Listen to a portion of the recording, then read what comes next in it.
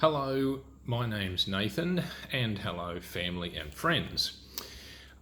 I'm doing a video diary on my preparation for a long course Ironman distance triathlon in Busselton in Western Australia. And if you've been following me, it is 3 weeks to go. My gut feel is that I'm over the hardest, what I call heavy lifting of the training. And yeah, the next 3 weeks, I'm going to talk about it soon. So I have a list of things that I go through to keep on track so that the information is hopefully making sense and helpful to me as a video diary and to you as a watcher. So let's get into it. 3 weeks to go. How am I feeling after this training week? This has been another build week, and I would say I'm feeling about 7 to 8 out of 10. So that's all things considered, about 7 to 8 out of 10. My training distances for the week. So swimming is 11k. It's probably closer to good numbers for such an event.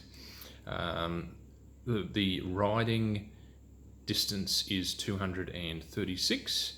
So no commuting in that, that's all training riding. And my running is at 36. Probably about maybe 10k under perhaps where it should be, but that's where we're sitting.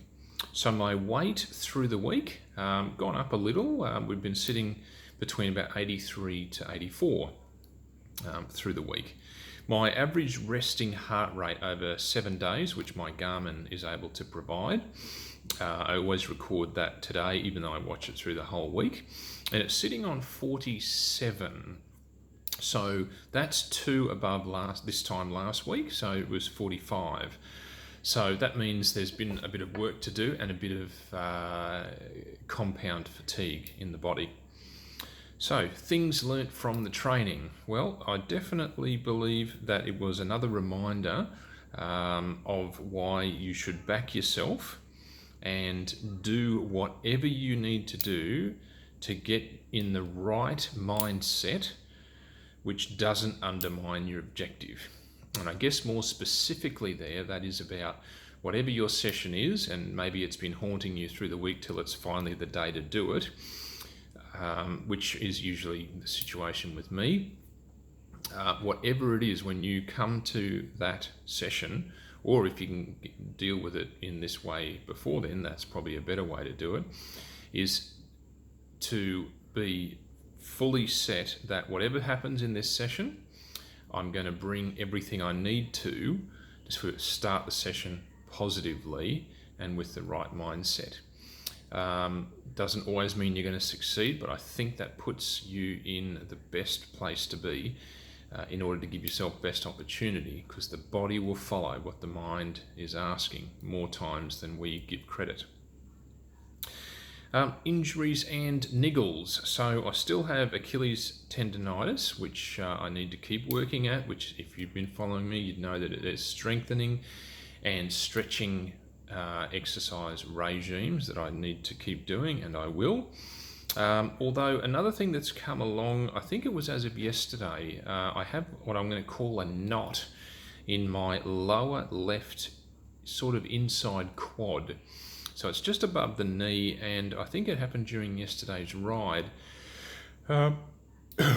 Excuse me, it was like it was almost going to cramp. It didn't, but it was borderline that, and it was still in the ride a little bit today. So we'll see how that goes. So I thought that was worth mentioning in this category. Equipment and maintenance. A few items here. I was able to get my front wheel of choice, which is my race front wheel, back on. Finally got my hand on some valve extenders, which are the right ones to use for this particular situation. I have particularly long ones, and I've wanted to get some that are the more appropriate size. It looks like that, unfortunately, I'm going to have to replace my chain. I've been keeping an eye on it, even though I've been keeping a reasonably good eye on making sure it doesn't get too dirty and gunky before it needed a proper clean. And on the chain checker, yeah, it looks like it's time to replace. So not a bad time to do it, 3 weeks before the race. And it's that bike, the race bike, certainly as you get really close to your event, should be doing most of your work, even though you may have other bikes, as I do. So it's a good time to do it 3 weeks before the event. I changed my rear wheel over from the training wheel to the race wheel, and that was, this weekend I used it Saturday and Sunday, and I was quite happy with how it performed, which is good. I properly cleaned my hydration bladder, which was needed. The only thing I can't deal with is the straw, so I'm going to need to find some sort of soaking and rinsing method to deal with that. Achievements and failures. So the training week was weighted very much towards the end of the week. There was 2 days of recovery with some swimming and stretching and that sort of thing. But then the week moved into like Wednesday, Thursday, Friday, and of course Saturday and Sunday was stacked. So the biggest one that I mentioned last week was my 2 hour, sorry, that's not correct, my 1 hour training bike trainer session, and that was only an hour, but it was 10 minutes of warm up and then 2 minutes zone 5 and then 2 minutes zone 3. So that's quite surprising to see that. So I checked with the coach and he definitely said that was correct. So that was 10 times through. So clearly that's 40 minutes of effort over the 60 minutes. So really it was getting myself in the right mindset that it's only 40 minutes of work. It was an absolute leg stinger, but yeah, got myself in the right mindset, got through it, did achieve it, but I was a little under in my zone 3 numbers. I did get the last one right, so I really pushed that hard. That's on the zone 3 numbers. Zone 5 I was able to reach on every occasion, but zone 3 from the start, first effort, was a little under. So that's not good, but yeah, still achieved the session. So So yesterday was a 4-hour ride, which I decided to break into 2-hour periods to then practice the special needs reload. So that's something that you'll do in the race. Obviously halfway through, there's where they position the special needs area. So after 2 hours, which was around 60 something, I reloaded what I needed to, and then of course finished the other 2 hours. Now then there was a 2-hour run, which was a steady make it easy type run.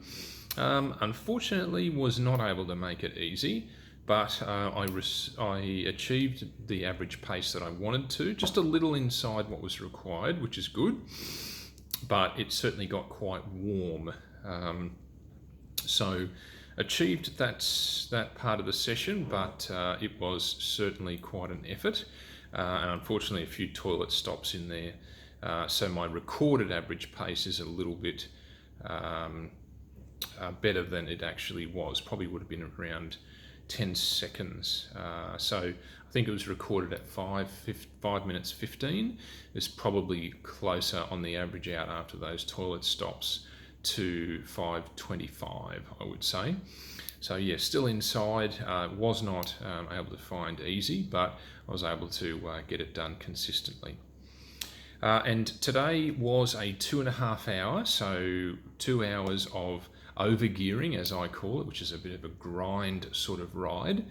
And then, half an hour of easy spinning to get to the pool, where I did a 3K recovery swim. So that's a good way to try and mitigate the training of the weekend and to loosen things up and help with recovery.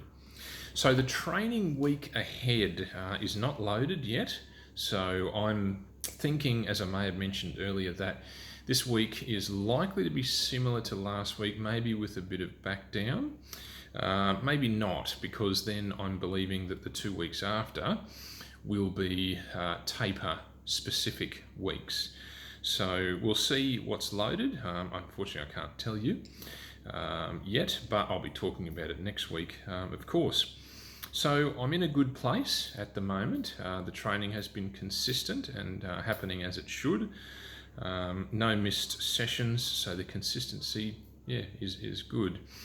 I'm practicing the right things and certainly not avoiding wind, which there will be quite a bit, and certainly there's been a good amount of training in the heat conditions. So we're quite specific for what's coming. So if you'd like to receive reminders on this video, hit subscribe, give it a thumbs up. And if you'd like to see my Garmin info, then certainly post a comment. Well, all the best for what you're doing and or your training, and have a good week.